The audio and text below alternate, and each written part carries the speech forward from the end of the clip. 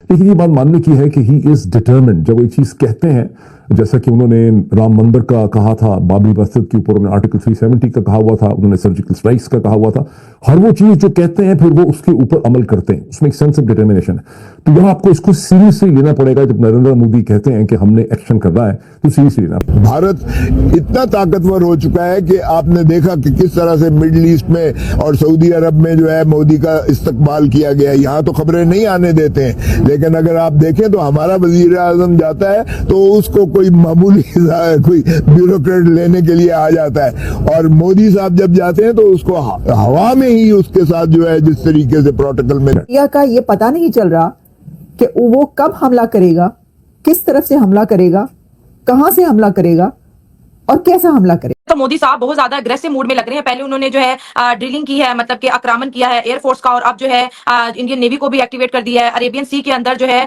Firing करना, मतलब anti ship missile fire करना, ये क्या पैगाम दे रहा है भारत हमें? पैगाम दे रहा है कि पाकिस्तान को कि तुम ठुकने के लिए तैयार हो जाओ। पाकिस्तान को तो ठोका जाएगा अब, क्योंकि पाकिस्तान ने जो वारदात डाली है पहलगाम में, पॉइंट ब्लैंक शूट किया है, तो पाकिस्तान ने तो तमाम हदें क्रॉस कर, तो अब छोड़ेंगे तो नहीं। मोदी वो शख्स है जो हर मुल्क में जाके कहता था कि ये जंग का टाइम नहीं। उस शरीफ आदमी को आपने इतना उकसा दिया कि उसको भी आपने भेड़िया बना के दीवार के साथ लगा दी। पहले बदला पूरा हो, जिसने हमें नुकसान पहुंचाया उसका 10 गुना और नुकसान हो, तब जाके शोक मनाएंगे।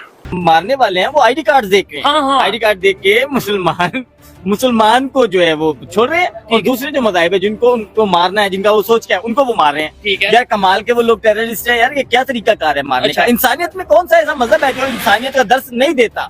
इंसानियत का दर्स जो मजहब देता है वो तो इस तरह की हरकत करने की बात ही नहीं करता। कौन लोग हैं फायदा हो सकता है? अब इंडिया में जो ये बात करते हैं कि जी पाकिस्तान में से ये वारदात हुई है, किसी ने इस तरह से प्लानिंग करके। दोस्तों, पाकिस्तान के अंदर इतना खौफ है इस वक्त, उनको ये पता है अच्छी तरह से कि ये जो 26 हिंदुओं को इन्होंने 28 हिंदुओं को मारा है, बचेंगे नहीं अभी। इसके बदले में लाखों मुसलमान मरेगा। दोस्तों आप देख लीजिएगा, बहुत नरसंहार होने वाला है पाकिस्तान के अंदर। अभी से ही वो भूखे मर रहे हैं। मोदी जी उनका दाना पानी बंद कर दिया, आपने देखा ही है। पहले पानी बंद किया था, अब उनका वैसे बंद कर दिया, कई चीज़ें चैनल्स वगैरह सब बंद कर दिए। हर जगह से इनको मदद रोकी जा रही है। ये बिजली इनको मिल नहीं रही है, वैसे उनके पर खतरा मंडराया हुआ, बॉर्डर के पे हमारे फौजी पहुंच चुके हैं, ये वैसे ही दहशत से मर रहे हैं और ऊपर से भूखे हो मरेंगे। आप सोचिए इनके साथ क्या होने वाला है। इन्होंने कभी सपने में नहीं सोचा था कि भारत ऐसा भी कर सकता है, और भारत ने ऐसा करके दिखा दिया। अभी तो खेल शुरू हुआ दोस्तों, अभी तो पूरी पिक्चर बाकी है। कमेंट्स कीजिएगा, वीडियो को लाइक और चैनल सब्सक्राइब जरूर कीजिएगा। Thank you very much. एक तरफ जंग का माहौल है तो दूसरी तरफ सोशल मीडिया के ऊपर हम देख रहे हैं कि मोदी साहब एक के बाद एक बड़ी धमकी पाकिस्तान को लगाते हुए नजर आ रहे हैं। कभी हम देखते हैं कि इंडियन एयरफोर्स ड्रिलिंग करती हुई नजर आती है, और आज तो इतनी बड़ी चौंका देने वाली खबर हमारे सामने आई है कि इंडिया ने अरेबियन सी में जो है एंटी शिप मिसाइल जो है फायर कर दिया है। इंडिया अपनी नेवी को स्ट्रेंथन कर रहा है, इंडिया जो है अपनी नेवी को एक्टिवेट कर रहा है। एयरफोर्स ऑलरेडी बॉर्डर पे एक्टिवेट है, इंडिया की आर्म फोर्सेज जो है एक्टिवेट, और इस दफा जो है भारत किसी भी टाइम किसी भी जगह और बगैर बताए, वैसे मोदी साहब तो बता के अटैक थोड़ी ना करते हैं, लेकिन कुछ ना कुछ बड़ा पाकिस्तान में होने वाला। लेटेस्ट अपडेट्स तो यही है कि पाकिस्तान के 250 फौजी अफसर्स और 1200 सिपाहियों ने इस्तीफा दे दिया है पिछले 48 घंटों में। और अच्छा। ये हाँ जी, ये जो 11 कोर कमांडर हैं उनकी रिपोर्ट है, और उन्होंने चीफ ऑफ आर्मी को लिखा है कि हालात इस तरह के हैं, और ज्यादातर जो है वो कंप्लेन कर रहे हैं मेंटल फटीग की, यानी ज़हनी तौर पर थकावट की वो कंप्लेन कर रहे हैं। कुछ ने जो है वो फैमिली प्रॉब्लम्स हैं तो इसलिए इस्तीफा दिया है। तो वो लेटर मैं आपको भेज दूंगा, आप देख लीजिएगा। वो उनका जो सेक्रेटरिएट से जारी हुआ है लेटर। अभी पिछले दिनों जब जाफर एक्सप्रेस का वाकया हुआ था, उस वक्त भी दर्जनों पाकिस्तानी फौजियों को बलूचिस्तान में इस बात पे गिरफ्तार किया गया कि उन्होंने लड़ने से इनकार कर दिया था, क्योंकि उन्होंने वो कफन के बक्से देखे तो उन्होंने कहा कि बलोच को तो हम कफन में नहीं लाते, बलोच को तो मास ग्रेव में दफनाते हैं, तो ये कफन हमारे लिए है, तो ये हमें मरने के लिए भेज रहे हैं, हमने नहीं जाना। तो उनको गिरफ्तार किया पाकिस्तानी आर्मी ने, कोर्ट मार्शल किया और जेल में डाला।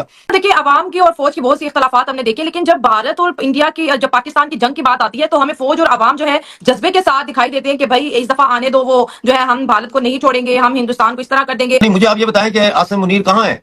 2 दिन हो गए आसिम मुनीर का कुछ पता नहीं कि वो कहाँ है, ना टीवी पे है, ना प्रेस में है, ना कहीं है, उनका कोई अता पता नहीं है। उन्होंने अपनी फैमिली, अपनी बेटियां और फैमिली की औरतों को मुल्क से बाहर भेज दिया है। आज सुनने में आ रहा है कि बख्तावर भुट्टो और आसफा भुट्टो भी कनाडा जा चुकी हैं। मतलब है, लोग तो पाकिस्तान से अपनी फैमिलीज को नकार रहे हैं, जो बड़े बड़े हैं, उनको मौत नजर आ रही है, उनको शिकस्त नजर आ रही है। और मैं आपको बताऊं, एक और आप कह रही है ना कि पाकिस्तान के लोग और आर्मी एक पेज पे आ जाती है जब इंडिया की बात आती है, मुझे नहीं लगता कि ऐसी बात है, इसलिए कि बलूचिस्तान वाले तो इंतजार कर रहे हैं कि पाकिस्तान पे हमला हो, कि उनकी जंग आजादी जो है उसको फायदा पहुंचता है। जो पंजाब के हैं, आप टिकटॉक पे मैंने इतना देखा है कि पंजाब के लोग मां बहन की गालियां दे के वास्ते दे रहे हैं मोदी को कि हमला करो, जान छुड़ाओ हमारी जर्नैलों से। इसी तरह से सिंध वाले हैं, वो भी तैयार बैठे हैं कि इंडिया हमला करे।